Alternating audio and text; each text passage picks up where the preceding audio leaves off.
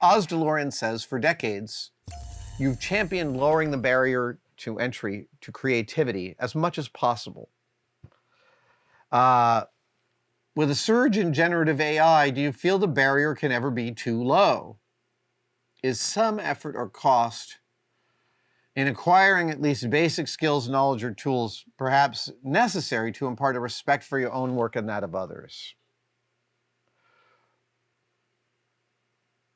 Yes. I'm not sure. Let's see here.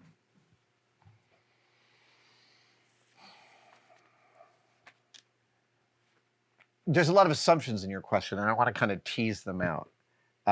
Can the barrier be too low? So let's talk about what you might mean, what the implications of the barrier being too low are, is that we're suffering, we're drowning in AI slop, right? AI designing stuff for AI while we watch. What does that reality look like? Shower curtains we don't care about.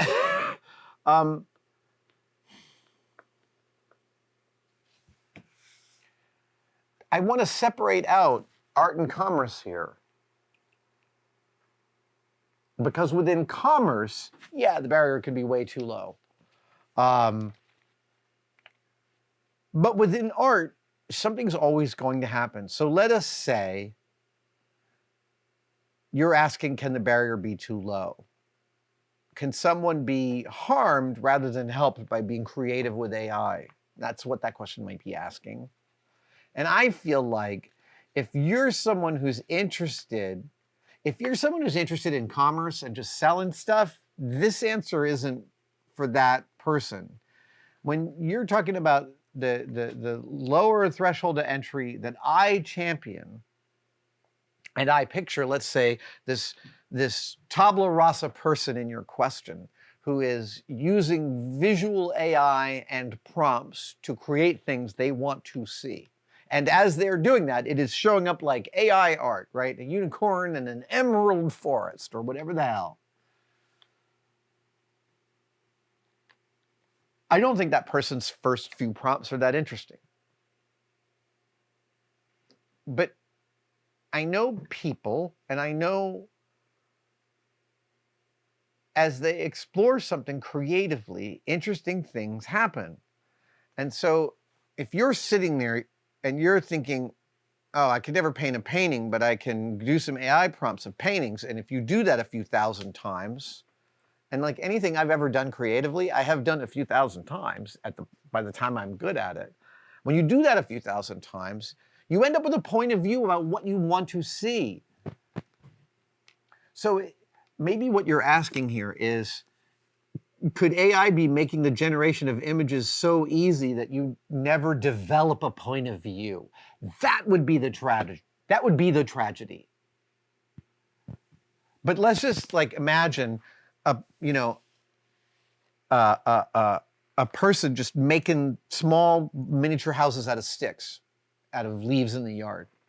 If they did that every day for like a month, you would see that the stuff they made at the end of that month would be way better and more refined and a much deeper point of view than the stuff made at the beginning of that month. That is a natural human thing. When we iterate, we get more refined about what we want out of the iteration, what we want to see. That point of view is the soul of all culture. It's literally why we're here.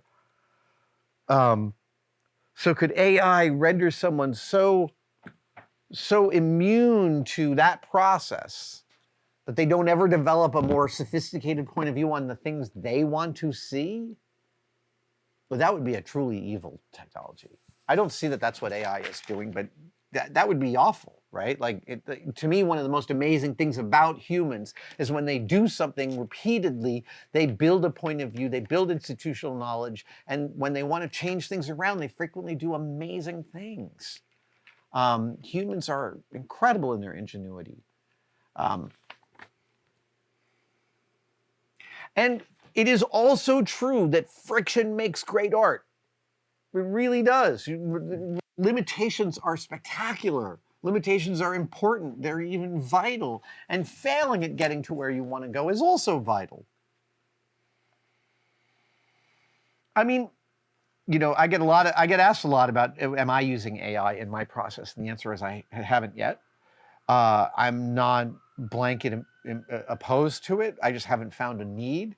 I've also gotten asked a lot whether I think that, what I think about AI stuff. And for the most part, it all looks the same to me. For the most part, I've seen some really beautiful images. I don't trust short TikTok clips anymore.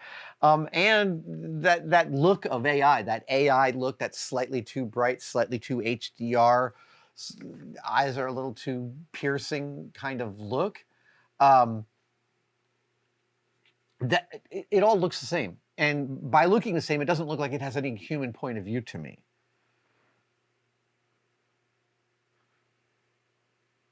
Yes, I think that friction is necessary to impart, it is useful to impart respect for your work. Is it necessary?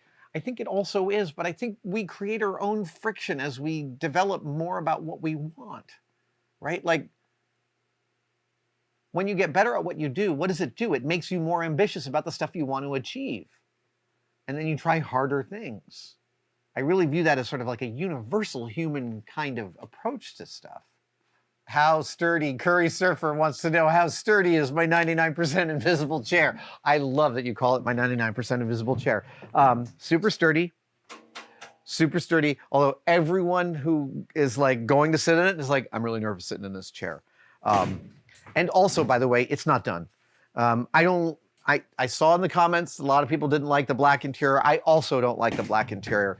And that makes me sad because it's there and I wish it wasn't. I am going to try making it red, Chinese red. I have some lacquer paint that I'm going to attempt in there.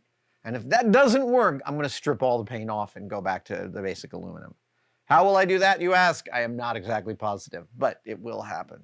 But very sturdy, thank you. Oz.DeLorean. It's a complicated set of questions you ask about creativity, about creative drive, about point of view, about culture, about AI.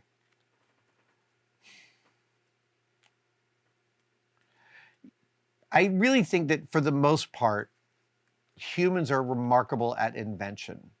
And while I definitely have seen some proclivities about late-stage capitalism's approach to AI that scare the crap out of me, I haven't seen much that chills me about the future of creativity from AI. But again, we're still in the really early days. Okay, let's see here. Henry C. has another question. Wants to know, I have been scanned by a lot of various people. It's true. Have you ever done a scan of you using your phone's Lidar? We have not. We have not. No. Yeah.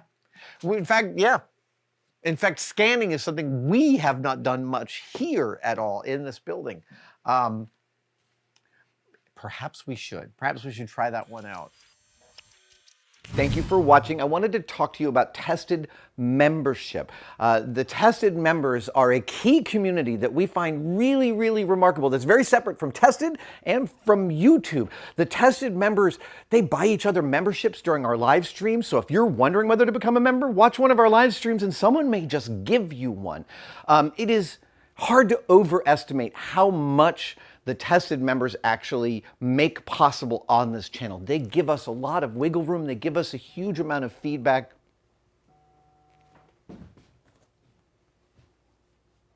That's a member right now. Thank you so much for enjoying your membership. Link in the description for everything you need to know. And for all the members out there, thank you, thank you, thank you.